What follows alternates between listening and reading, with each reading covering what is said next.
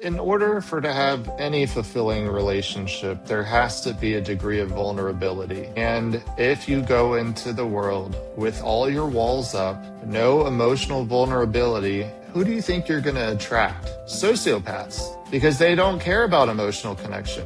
And that feels normal for them.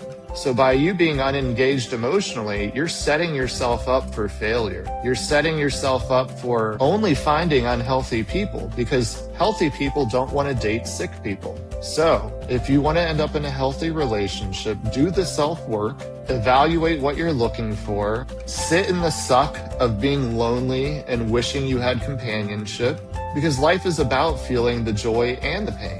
Welcome to the Divorce Discussions Podcast, where professionals share practical guidance to help you move through divorce with clarity and confidence. Let's get into the discussion. Maybe you've just signed the papers, or maybe it's been a year, but at some point, someone is going to ask you, are you ready to start dating again? And even if the answer is yes, there might be a little voice in the back of your head whispering, but what if I miss the signs again? What if I end up back in the place where I started, or even worse? Dating after divorce is exciting and equally terrifying. And the truth is, most of us were never taught how to spot the red flags before we're already in too deep. But today's conversation might change the way you think about that entirely. Welcome to Divorce Discussions. I'm Angie Weber, your host and the director at the Divorce Support Collective, where we are on a mission to reimagine the process of divorce through collaboration and support. And today, I am so thrilled to be sitting down with Justin Smith, a Tampa-based entrepreneur who turned one of the most devastating experiences of his life into a tool that can help other people protect themselves.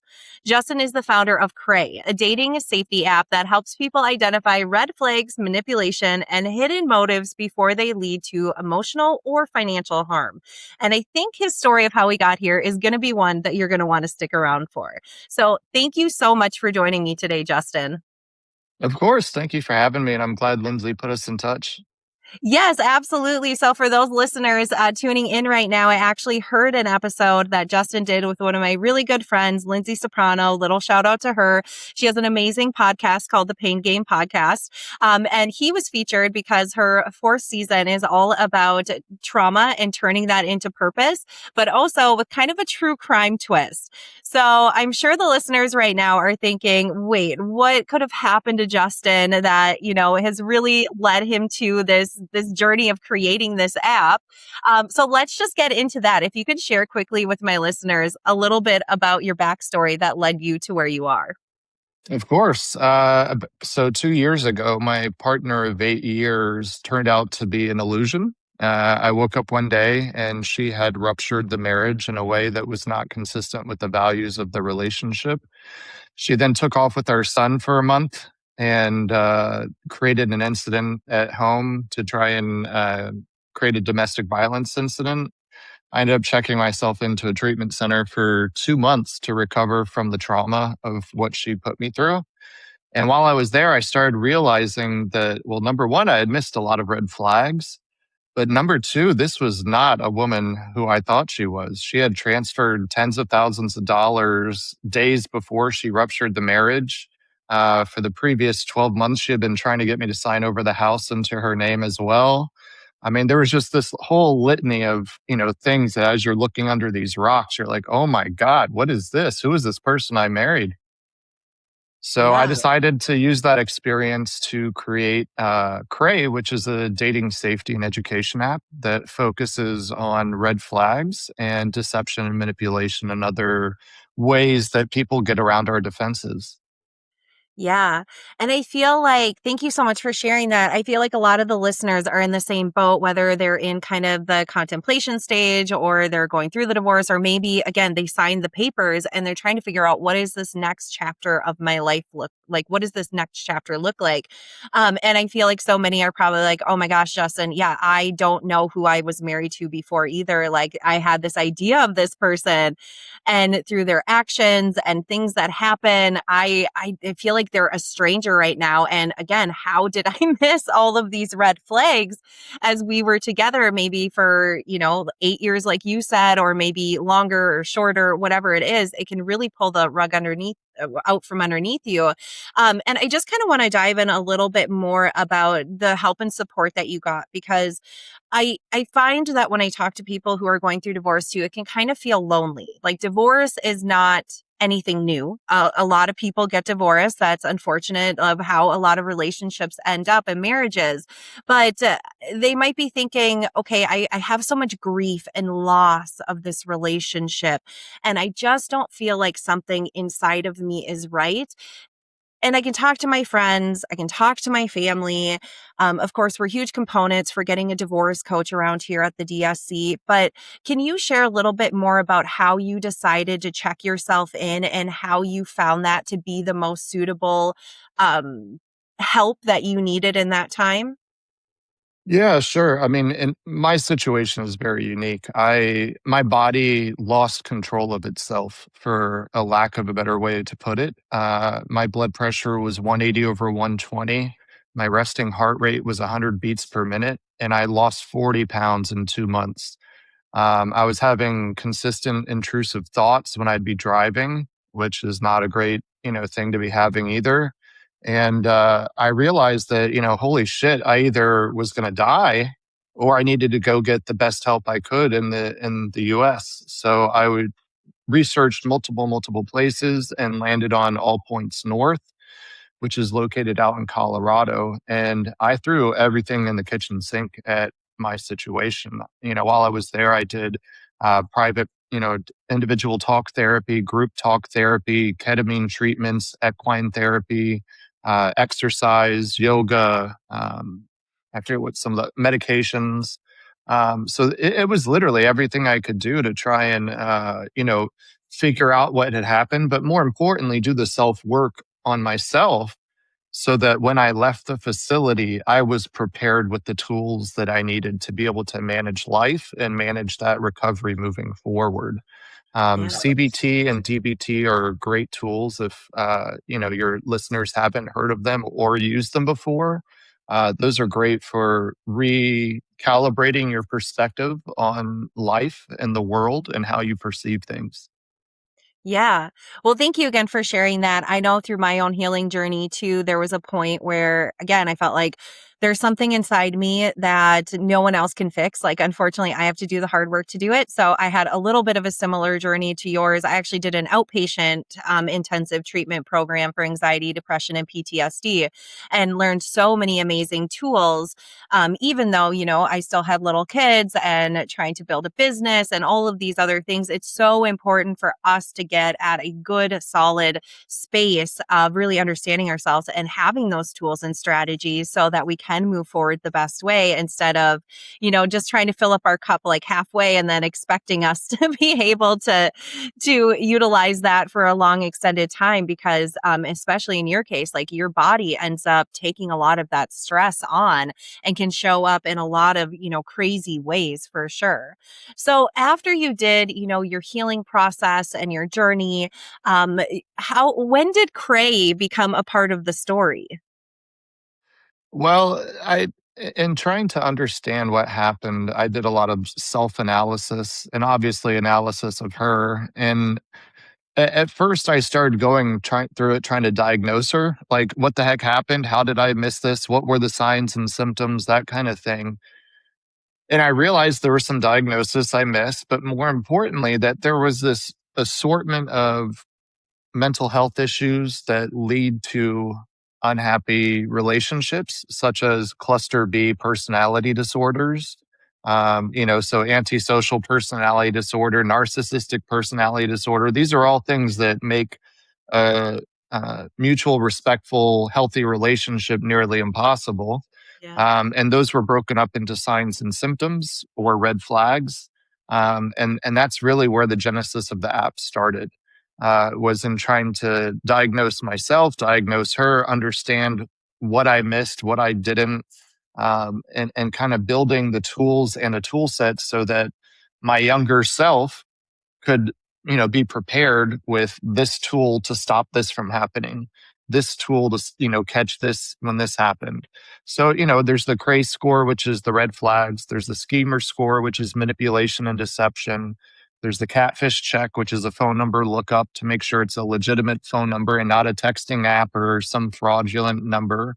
And then there's Sure. an offender check, so people can look up to see if someone's a sex offender in the state of their choosing. So Yeah. I really tried to think about this from my 18-year-old self. If I had a tool, what would that tool have looked like, and how could it have protected me from this person or this person or this experience? And that's kind of how it got built out. Yeah. And it's so interesting, right? Because like dating has changed so much over the last like decade or two because we have all of these dating apps now. And you're right, there's tons of stories obviously out there about catfishing, and anyone can be anyone and act like anything when there is a screen between you. But when you actually start, meeting the people and getting to know them better, there can be those red flags. And sometimes we kind of just don't want to even pay attention to them because we think, oh, well, this person seems nice and maybe I'm just making a little bit too big of a deal about this. And again, for people who are outside, who are over, have gone through a divorce, and then they're thinking, okay, I am ready to get back into the dating world. When do they start using this app? As soon as they start connecting on other dating sites or meeting people out? Or can you give a little bit more kind of a step-by-step for our listeners of when they should start incorporating Cray into their dating experience?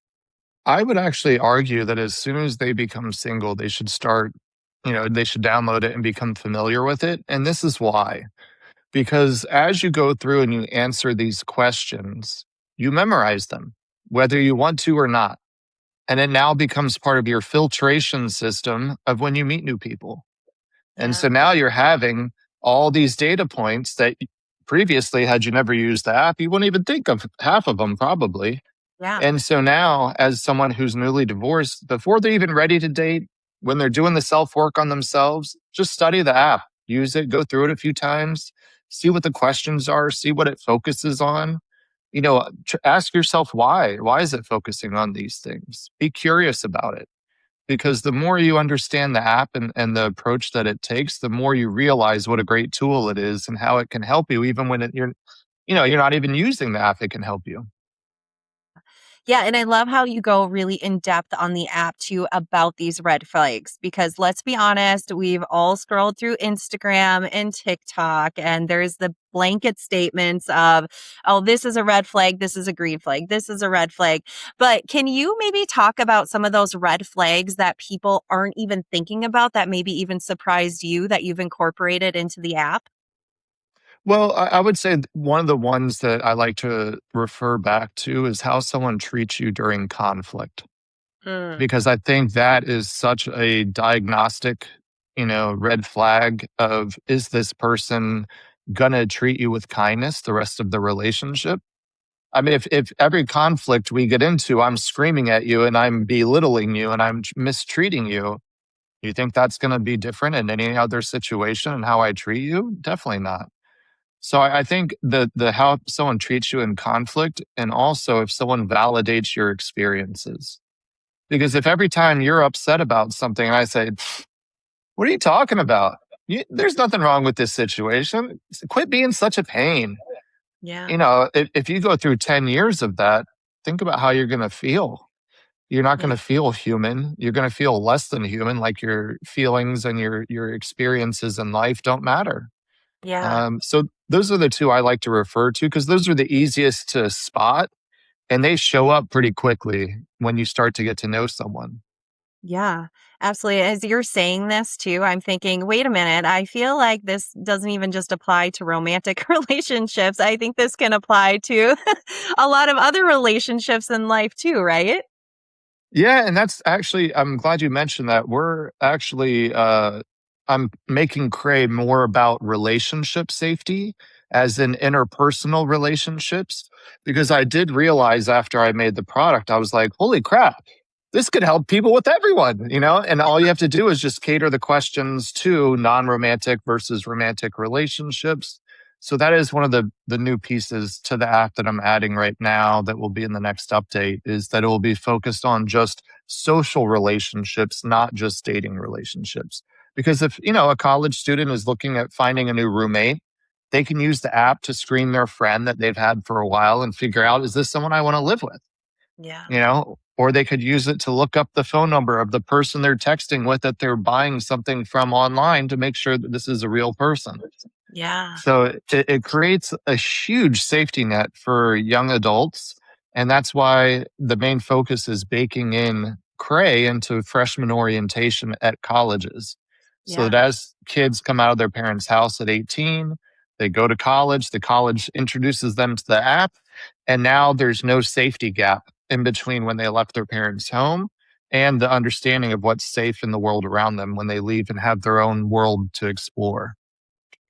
Oh my gosh, Justin, we could go off on a huge tangent because my main business is the Parent Toolbox. So I work with parents and co-parents. And one of the pieces is kind of that modeling. And as you're saying this, you're kind of mentioning young adults. And I'm just thinking for a child who is of divorce, their parents are divorced, whether it's, just happening as they're entering into college or if it happened years ago, one of the biggest pieces for us as parents is to make sure that we're modeling appropriate behavior. And maybe we're sitting there thinking, oh my gosh, like what have I been modeling for my child? Maybe it was a really high conflict divorce, or maybe there was a lot of tension and conflict in the marriage when it was still tied together. And having a tool like Cray can not only help the person in, the topic that we're talking about of divorcing and dating afterwards, but also it can help us really provide another option for our children as they're starting to get into adulthood so they can really make sure that they understand red flags and can tune into that stuff better so that hopefully they don't get into a relationship or a roommate situation because those can be really bad too. And they can be better established with what things to look out for, especially that manipulation piece. Is that something that the app talks a lot about? I mean, again, from your story, I'm sure it does, but is there ways that we can understand like different manipulation tactics through the app as well? Yeah, so the schemer score is a whole set of questions specifically around deception, manipulation, or financial manipulation. Yeah. Because what I realized as I became single again and I started going back on the dating apps, there's a lot of financial manipulation that goes on online, whether it's I'm going to pretend as a female to be interested in you to try and get money from you, or the blackmailing or all that whole avenue too. I mean, there's just all these landmines you can step on. And so I really wanted to cover that base too. And so the, I kind of describe it this way as the Cray score is more focused on the issues women deal with, and the schemer score is kind of the issues men deal with online, which is the deception and manipulation and financial stuff.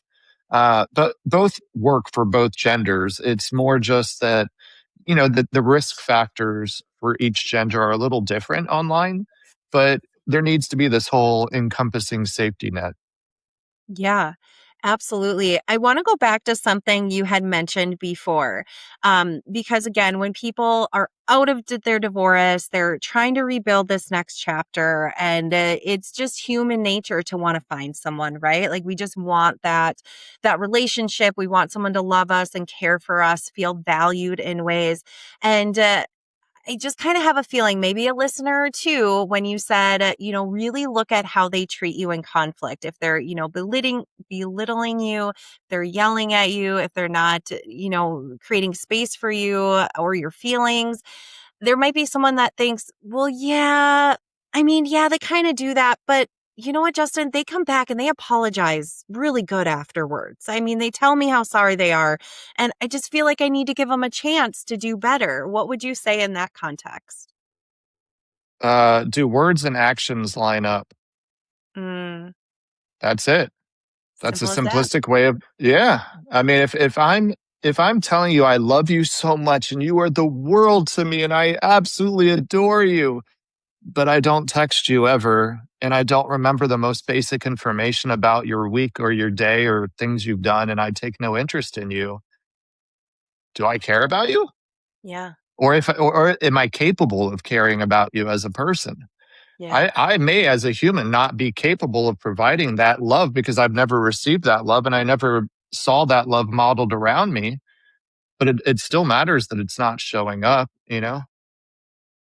Yeah, I think that's a great, just very, again, maybe a hard truth. Some people need to listen to this and say, okay, yep, you're right. Like I'm starting to repeat old patterns, or maybe this is what my marriage was like. And I've kind of gravitated towards that a little bit more. For people wanting to change their dating patterns and not go after the quote unquote typical type that they usually went to, does Cray help with that as well? Again, by just instilling these red flags and these, these different tests and scales that you have a part of it? I would hope so. The downside is, though, and I'm sure you already know this, a dater has to be honest with themselves and do the self work before they can actually end up in a situation where they could possibly have a good outcome. Because if my picker is broken and I'm going around dating still after my divorce, where I got beat by my husband and he was alcoholic and all these bad things, who do you think's going to feel comfortable for me to end up with when I'm dating and going around meeting people?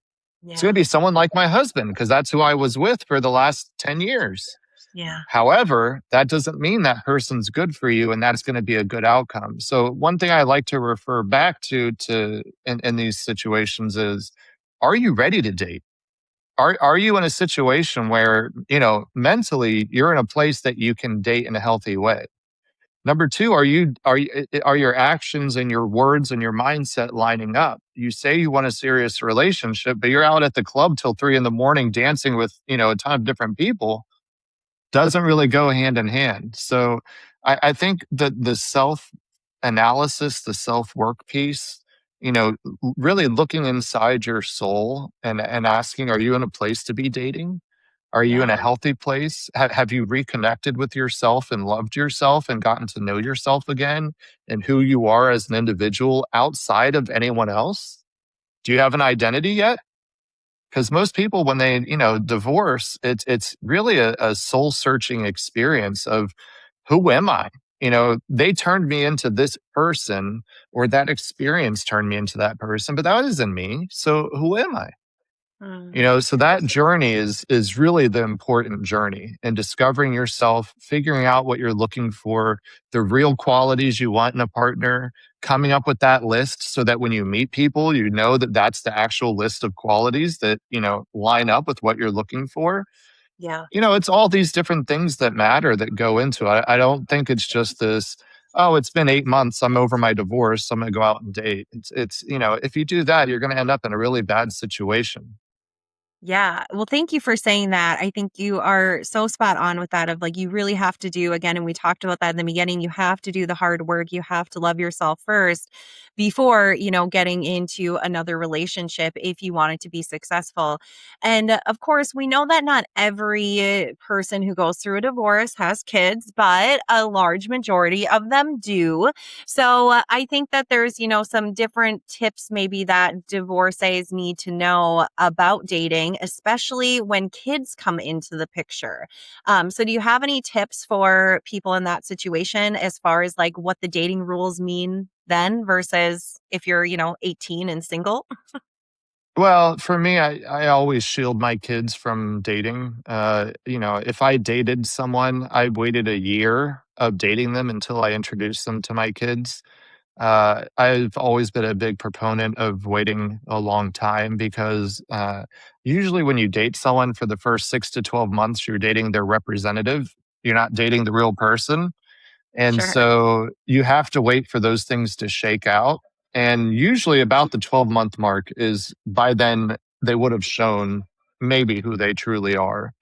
Yeah. So generally, I like to shield kids from the experience. I even don't really talk about my kids if I talk to people, because that's more of a, protected area of my life. And that should be for other people because, especially women in this world with predatory men who may be just looking to meet, someone online to victimize.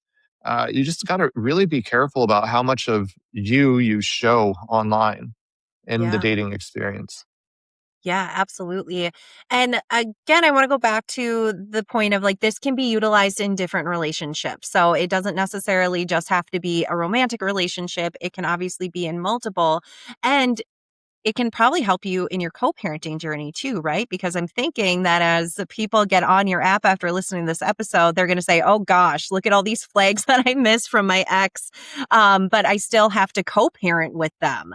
So how can they utilize the app to help them in that respect too? Well, I think it'll give them a snapshot of maybe where the red flags are so they can come up with, I don't know if interventions is the right word, but come up with, some tricks of how to manage those behavior issues. For example, my ex likes to try and pull me into random disagreements, petty, whatever. And I just, one response and that's it. And I don't get into all of it. And, that's what works because it doesn't pull me into this negative, toxic, whatever thing. So if the better you get at understanding who your ex is, the better you can get at creating workarounds or policies, however you want to term it, to Yeah. manage their behavior. Because really, it's all about the path of least resistance and friction, more Yeah. so than it is about diagnosing them and making all about their diagnosis. I'm glad that you brought that up. I want to come back to that in a second. But yeah, kind of what you're talking about it. When you have more of a full picture, you're able to make different choices and you're able to set up different boundaries with your co-parent or again, in any type of relationship versus leading from that reactive emotional state all the time. Because when we're better understanding what is going on and what red flags are there, it actually gives us a ton of power where it doesn't overtake us and it doesn't make us go into spirals every time, you see that text from your ex on your phone about drop off or pickup or whatever it may be. Um, okay, I want to circle back to what you just said though. And now I got so far on the boundaries, I forgot what we were talking about. It's okay. You're asking the wrong person. I one of the things I had done was I got psychologically evaluated after everything happened, Yeah. and I found out that my working memory is literally in the 18th percentile. So it's always interesting getting to know yourself better because you sometimes find out things that back up, issues that you've run into throughout your life, and you're like, oh, that's why. Okay, that makes a lot of sense. Yeah. Oh my gosh. Hindsight is definitely 2020. And again, I think a lot of the listeners can agree with that is, like, oh, now looking back, I can see, where maybe the marriage was breaking down, but we just kind of swept it under the rug. We didn't really want to deal with it or, things were happening. And then we look back and we're like, oh, how could I not see that? But again, it all comes with time and growth and understanding for yourself. So, with the dating app, again, dating has changed so much in the last like decade or so. So if there's someone who's listening and like, Justin, I've been in a marriage for 20 years. Like the last time I dated someone, they were asking me to the prom. Like, are there any other, things, tips that you would give people if they're kind of entering into this new age of dating versus kind of the past? Maybe they were in high school or so. Yeah, one thing I actually have been pushing lately is meet people offline. Mm, Don't meet people on the apps. yeah, Go join a club or an interest or a hobby that is a core part of you, and you'll naturally meet people who are into that hobby. And yeah, then your foundation is like this. Because now your best friend is into the same stuff you are, and you just happen to be dating. yeah, Whereas on the dating apps, I've used this analogy before. I feel like one of the natural things that happens with dating apps is that it's kind of like produce left on the shelf, right? At the grocery. If someone has good social connections, they have a good job, they have all this good support system, do they usually need the apps to meet people to date? Not usually, because they meet friends, they meet someone who tells them about their friend who's single or whatever else. So the people who are on the apps by default are either schemers, which they're going to go on there and manipulate people for attention or money or whatever else. People who other people don't want for one reason or another, who have interpersonal relationship type issues, or people who maybe are newly single after a long term relationship and have a busy schedule and don't have time to meet people.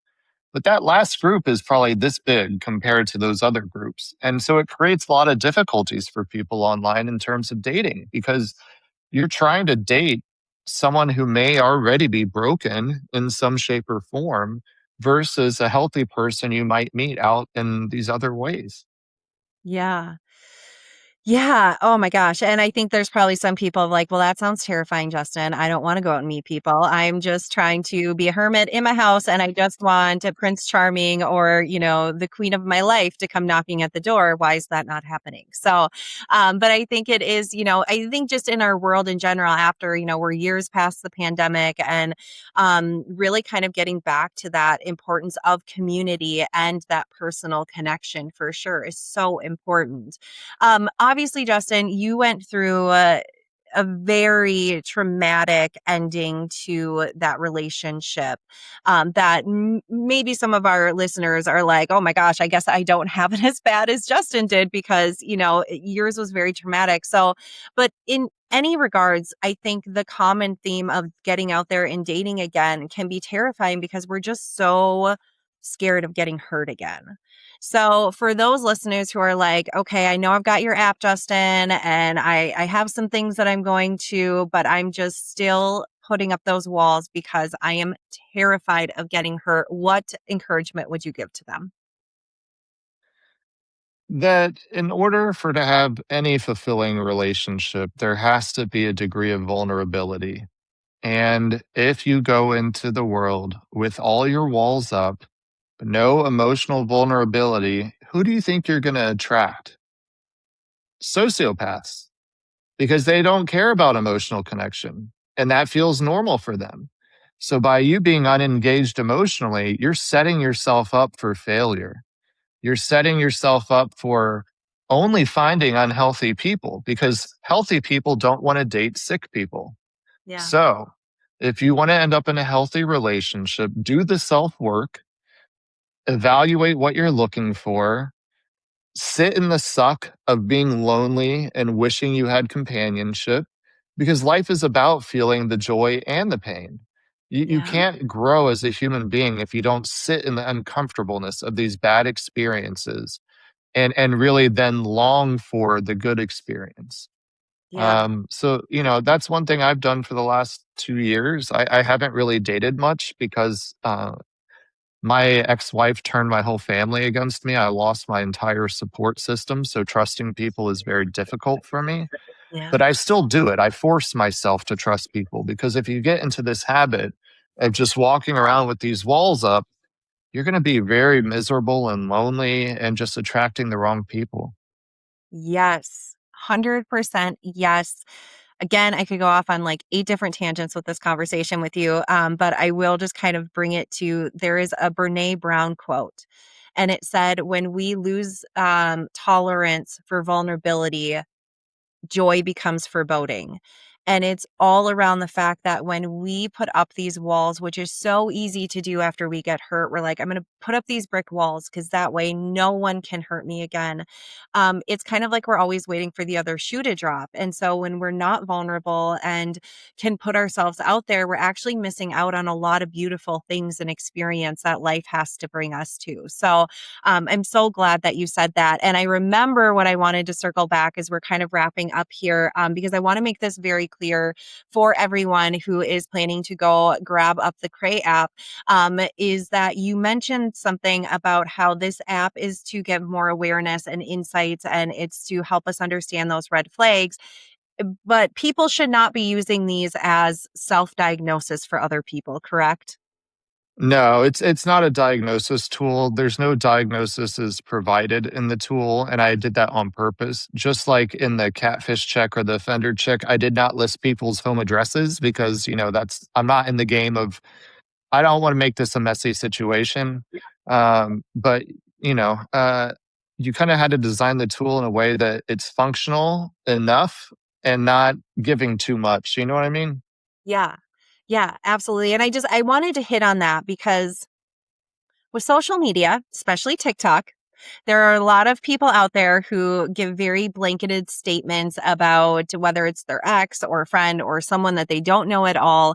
It's very common nowadays, I feel like, to go on and someone will say, well, they're a narcissist or they have, multiple personality disorder or whatever it is. And I think that gets into really dangerous territory when we're kind of self-diagnosing a lot of people. So I just wanted to make that very clear. And I so appreciate that you are not utilizing the app and you built it intentionally for that not to be the purpose, because I think that can open up, honestly, a whole other can of worms. It's just like, we just were talking about boundaries, and I am just such a huge component of being educated on boundaries, because I've seen people go from one extreme to the other because we hear you just need boundaries. And then that makes us think, well, if I said yes to everything, well, then I'm just going to start saying no to everything. And we, again, go to the complete opposite. So there's a lot of beauty and wonderful things that have happened with technology and social media platforms and some dating sites, maybe. But I think there's also that limit where we really need to kind of self-evaluate, like, is this going too far for this type of stuff, especially when it comes to obviously like mental health disorders and things, and us thinking that we can diagnose someone. So, Well, Justin, the I'm thing so, yeah, sorry, I just want to say one last thing. The one thing I do like to point out about the app, and just to frame people's thinking, everyone in this world is a little crazy. They have their own unique snowflake of craziness. I'm crazy. You're a little bit crazy. Everyone's a little bit crazy in their own way. The app helps put definitions and framework around that so that people can interpret each person's craziness how they want. And, it's just about getting to know your partner, getting to know yourself. There's the ability to take the assessment on yourself. And yeah. so I just wanted to touch on that one last piece before you wrapped up the show, because I think it's important for people to understand too, as they're interacting with people and starting to date again. You're not going to find this white knight that's perfect, that has never had a bump or a bruise on him, just like you're not going to find this princess that has stayed in her castle her whole life and never dated a man. You know what I mean? It's just, we live in a real world. And so the app helps just create some clarity around it. Yeah, I love that. I always tell people too when I'm working with them that everyone has messy. It's just that messy looks different for everybody. So I love the fact that you're right. Everyone has their own little snowflake of crazy too. So, and I'm assuming that's probably where the name came from, is Cray. Yeah, cray cray is what people used to say when we were younger to be Yeah. crazy. So, everyone's a little bit crazy. So cray. I love it. I love it. So, Justin, where can people go to download this app? Well, you can go to our website. We now have a web version too. So cray.app is the web address, and you can either use it directly on the website or download the app. There's links on there. Awesome. Well, thank you so much, Justin, for spending time with us and giving this, unique app to us, and help those listeners who are maybe not even ready to get into the dating world yet, but they want to be prepared for that time when it does come. And obviously, again, as dating has changed, we now have some more safeguards too, so that we don't get into a bad situation. So thank you so much for your time. Listeners, definitely head to the show notes. There's going to be all the links to get connected with Justin, and also to just go download that app right away. So thank you again, Justin, and listeners, we'll see you on the next discussion. Thank you for listening to the Divorce Discussions podcast. If this was helpful, subscribe and hit the bell so you don't miss the next conversation. Visit thedivorcesupportcollective.com to explore resources and connect with our professionals. Until the next discussion, remember, you don't have to navigate this alone.